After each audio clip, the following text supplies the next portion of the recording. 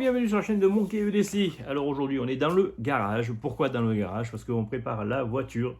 Enfin plus exactement, je remets à jour le l'EDC de la voiture pour la période automne-hiver. Puisque bien sûr je n'ai pas la même configuration été-printemps que automne-hiver. Automne-hiver étant une saison plus agressive au niveau du climat pour la route et donc plus insécure lorsque vous conduisez. Il est bien de pouvoir prévoir 2 ou 3 petites choses supplémentaires afin de vous garantir une sécurité accrue en cas de soucis ou de problèmes dus à la circulation, mais aussi au climat qui peut vous bloquer sur un lieu, sur le bord de la route ou ainsi de suite. Et puis bien sûr, faire face, comme d'habitude, si votre formation le permet, ce qui est mon cas, de pouvoir être primo-intervenant dans le cas où vous rencontriez un accident de la circulation. Alors, qu'est-ce qu'on va y retrouver? Sur la passager, ici, on va retrouver donc un petit stock de piles, voilà, qu'on va utiliser dans le cas où j'en ai besoin. Ces stocks de piles vont dans la lampe ici. On est ici sur une lampe d'un modèle chinois, des plus générales.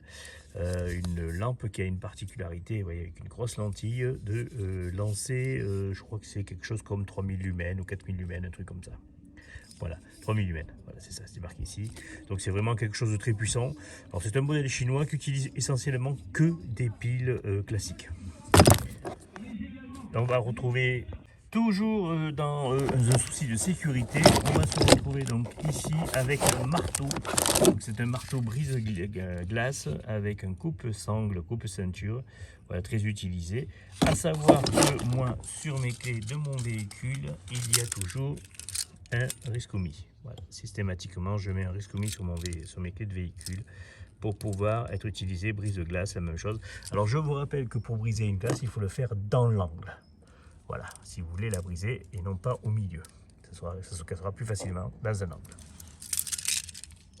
À l'intérieur de la boîte à gants, on va retrouver vraiment le grand classique. Donc on a ici un petit sac de chez Decathlon pliable pour pouvoir, si jamais vous avez besoin d'aller faire 4 petites courses, transporter les choses, ça peut être pratique. Un stock bien sûr de masques, masque FFP2, masque FFP1. On va retrouver des lingettes pour les lunettes. Vous savez que ça, j'en utilise assez régulièrement. Quelques câbles de connexion pour différents types de connexions pour charger pour le véhicule. Puisque vous voyez ici, au niveau de la charge du véhicule, voilà, je vais avoir donc un port ici. Il y a un système ici, donc allume-cigare, où je peux mettre un USB type C avec un câble de recharge assez rapide, puisque c'est un chargeur rapide. C'est relié avec un système MagSafe puisque j'utilise un iPhone pour pouvoir se connecter au niveau du MagSafe. On a ici donc un support universel, là c'est plutôt pour madame lorsqu'elle veut poser son téléphone, mais moi je l'utilise aussi sur un autre modèle de téléphone pour pouvoir utiliser cette partie-là comme écran GPS pour mes déplacements. Et ici on a un autre chargeur, enfin un autre support MagSafe, mais qui ne charge pas lui, celui-là charge, celui-là ne charge pas, pour pouvoir y adapter aussi mon téléphone en support MagSafe. Au niveau là, on va retrouver quelques ustensiles. Ça c'est assez intéressant. C'est un embout d'une lampe torche que j'ai. C'est une Nightcore qui permet d'avoir un diffuseur de lumière pour pouvoir utiliser pour se signaler en bord de route. Ça c'est assez intéressant. Et puis l'avantage qu'il a, c'est qu'une fois qu'il a pris la lumière, il est fluorescent dans la nuit. Donc on le voit plus facilement. Vous voyez ici vite fait, on va avoir donc un gilet de secours. J'en ai un autre à l'arrière que je vous montrerai. Et ici, c'est mon petit sac de chez Amazon, enfin une espèce de trousse d'essai dans laquelle je vais avoir des petits outils pour dépanner 2 ou 3 petites choses. Rien de très important, quelques tournevis, des pinces coupantes, enfin des choses comme ça. À portée de main, j'ai toujours ceci.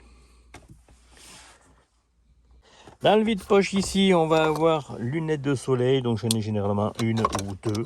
Pourquoi? Pour moi, pour les enfants et pour madame, voilà, généralement, des fois, ils oublient leurs lunettes de soleil, donc ils m'empruntent des lunettes de soleil. J'en ai aussi une paire de lunettes de soleil ici, personnelle. À l'intérieur de ceci, on va trouver alors un couteau. Alors ça, c'est un couteau secours classique aussi, hein. Il est bien sûr en doublon avec le Rescumi que j'ai et tout le reste. Mais j'aime bien avoir ce genre d'outil là en ma possession, pas très loin de la main, puisqu'il peut arriver pas mal de choses. Celui-ci est avec une ouverture une main. C'est un modèle des plus classiques que l'on trouvait généralement dans un étui de secours standardisé. J'en ai l'étui à l'arrière, qui est une pochette qui transporte donc un kit de premier secours. Et donc le couteau en faisait partie dedans. Donc voilà, je l'ai mis ici à l'avant pour pouvoir être utilisé. C'est un blocage à l'énoc. Donc vous voyez, il y a un découpeur de sangle et puis une partie lisse ici. Vous avez un coupe-sangle à l'arrière et un brise-vitre à l'arrière aussi. Très pratique ce genre de petit couteau. Je ne sais pas si je ne l'ai jamais utilisé puisque moi c'est un truc qui reste dans la voiture, mais effectivement c'est toujours bon d'avoir ça. Après je ne connais pas son efficacité, mais on est sur un acier des plus classiques en 440. À la partie à l'arrière, on va avoir ici une petite poche isotherme dans laquelle je transporte des bouteilles d'eau. Il y a ici un petit parapluie de secours et quelques lingettes nettoyants, désinfectantes pour les mains, dans le cas où on a besoin de désinfecter les mains. On a ici donc un gilet de secours numéro 2 emballé bien proprement. Et ici, on a la petite caisse où je mets tout ce qui est le petit nécessaire hivernal. Donc, on va avoir du dégivreur pour les serrures et pour le pare-brise. Toujours ici quelques masques de secours. On va avoir ici donc un stock de luminescents. Donc, c'est des cyrumènes que vous pouvez éclater, vous savez, pour créer une lumière, pour se signaler. On a ici un bon rouleau de duct tape bien entier. Chaque année, je m'en achète un. Une bâche ici pour protéger, un sac de course, un triangle obligatoire pour tout ce qui est signalisation de secours. Au niveau du coffre, donc ici, quelques bordels, bien sûr, voilà, paire de baskets et tout le reste. Mais une chose assez importante, ici, un accès rapide en velcro, donc une trousse de secours. Voilà, donc ça c'est un trauma kit complet. On va regarder ça dans le détail. Donc au niveau du trauma kit, on va retrouver le triptyque indispensable. Donc on a ici un coussin hémostatique avec une bande pour pouvoir appliquer si jamais il y a besoin sur une plaie. On va avoir ici bien sûr un garrot 4 emballé proprement. Et puis ici le fameux, comment ça s'appelle, pansement israélien, voilà, qui vient un petit peu en doublant. Les deux peuvent être utilisés, voilà, celui-ci ou celui-ci. On va avoir donc ici un petit garrot tout simple qui n'est pas des plus efficaces. Il est là juste en appoint si jamais c'est nécessaire, mais normalement il vaut mieux avoir un 4 comme celui-ci. Un petit paquet de lingettes à l'intérieur, donc ou tenu avec, on va avoir donc un cyrumène toujours. C'est pas un cyrumène, c'est un Cialume. Voilà, un Cialume. On va avoir un Cialume, une paire de gants ici accessible facilement, couverture de survie, quelques pansements, bandages cachés, voilà, du petit scotch, du gel hydroalcoolique, des petites bandes de différentes tailles, voilà, des choses assez simples à utiliser, quelques médocs, ça c'est plus de la bobologie. Ça m'est arrivé lorsque j'avais été mobilisé dans un gymnase, quelqu'un qui avait une petite diarrhée et donc du coup systématiquement j'amène avec moi des smecta. Voilà. Ça peut être utile surtout pour les autres, hein, ou pour soi-même si jamais il y a quelqu'un qui est malade dans la voiture. Voilà le kit. Alors ça c'est un kit chinois que vous achetez. Moi j'ai simplement fait que l'améliorer en lui apportant dessus des compléments beaucoup plus professionnels que utiliser voilà, le genre de petit bobo kit qui est transporté dans ce genre de système là. De l'autre côté, on va retrouver ici un petit sac avec quelques habits, quelques affaires, une petite trousse de toilette, des choses assez simples. Toujours même chose, si vous êtes bloqué dans un gymnase, vous serez bien content de pouvoir vous changer si nécessaire, un petit pull de secours, enfin voilà, les petites affaires du quotidien, rien d'extraordinaire. On va retrouver ici un pied de caméra que j'utilise lorsque je fais des vidéos à l'extérieur. Ici, on va avoir donc un sac de la marque Decathlon, petit sac qui est plus destiné aux petites courses, petites promenades et des choses comme ça en milieu, comment ça s'appelle, campagne. Hein. Voilà, c'est pas de la randonnée, c'est plutôt véritablement le terme promenade dominicale est vraiment utilisé pour ce genre de choses-là. il y a 2 bouteilles d'eau, il y a des choses comme ça. Je vous invite à vous référer à la vidéo, le nécessaire pour une randonnée ou pour une promenade. On va y retrouver aussi dans le coffre de la voiture mon traditionnel et fidèle compagnon de randonnée un petit peu plus longue à la journée. Là, on est donc sur le Helicon Tex, le DC Bag. Voilà, je vous l'avais déjà présenté. Je vous avais fait une vidéo sur ce qu'il contient dedans, et ainsi de suite. Même chose, je vous invite à aller jeter un coup d'œil. Lui, il reste dans le coffre de ma voiture, ainsi que des bâtons de marche. Voilà. Pour les promenades, même chose dominicale, mais un petit peu plus longue. Bien sympa ce sac. Il a pris un peu d'usure, vous voyez, il est un petit peu ici déchiré, des choses comme ça. Il est un petit peu sale. Il faudrait d'ailleurs que je le passe à la machine à laver pour pouvoir le laver. Voilà pour cette petite vidéo de EDC entre guillemets voiture, voilà. EDC secours, c'est plutôt, moi j'appelle ça plutôt une mise à jour hivernale de ce que je laisse à demeure dans la voiture en cas de petits soucis. Tout ceci a été établi par une habitude et une formation.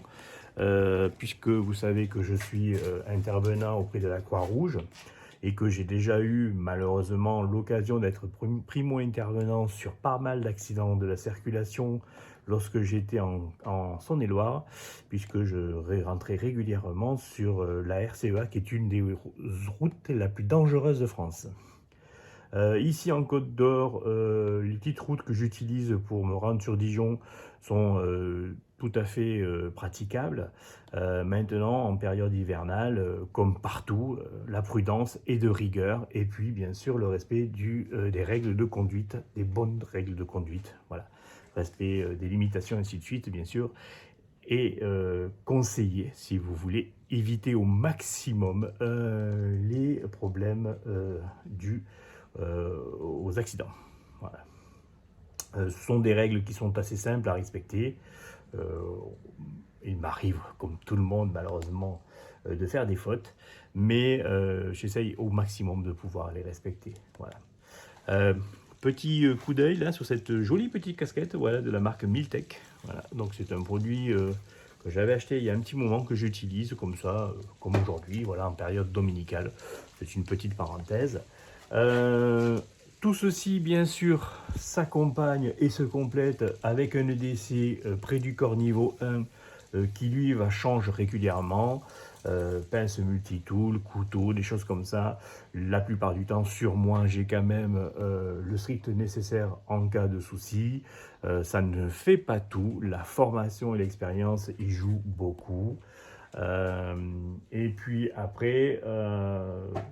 le reste de ce qui est transporté dans le véhicule sont des outils qui vous permettront de vous sortir de quelques-unes des situations. Le meilleur moyen de se sortir des situations étant de ne pas les provoquer, donc d'être très prudent lorsque vous circulez. Voilà pour ces petits conseils et cet exemple de configuration de mon véhicule. Pour les petits tracas du quotidien hivernal. Ici, la neige est assez rare, donc j'ai quand même des pneus, je mets quand même des pneus neige à l'avant, enfin des pneus hiver à l'avant, qui sont les roues motrices. Maintenant, je n'ai pas de chaîne, de choses comme ça. Voilà, j'utilise simplement des pneus neige. À l'avant, jusqu'à présent, je n'ai jamais trop eu de soucis là. Lorsque j'étais en Lozère, effectivement, j'utilisais du matériel adéquate aux conditions météo en montagne, comme il est préconisé par les services du gouvernement. Voilà. Je vous souhaite une bonne journée à tous. J'espère que cette vidéo vous aura été utile. J'imagine que tous, vous avez déjà une configuration plus ou moins équivalente, en sachant que, par contre, le Trauma Kit, lui, est particulier. Si jamais vous êtes formé, si ce n'est pas le cas, équipez-vous simplement de trousses standard qu'on peut trouver dans le commerce. Pour les petits appoints, ça suffit beaucoup. Et puis maintenant, normalement, les systèmes d'intervention des services pompiers se font très bien. Sauf si vous êtes perdu au milieu de la pampa. Merci bien. N'oubliez pas, mettez des commentaires, des petits likes, abonnez-vous si ce n'est pas fait. Toujours même histoire, hein. Je le répète incessamment sous peu. Voilà, mais bon, c'est toujours bon à savoir. Et puis ça aide le référencement de la chaîne. À bientôt. Merci bien.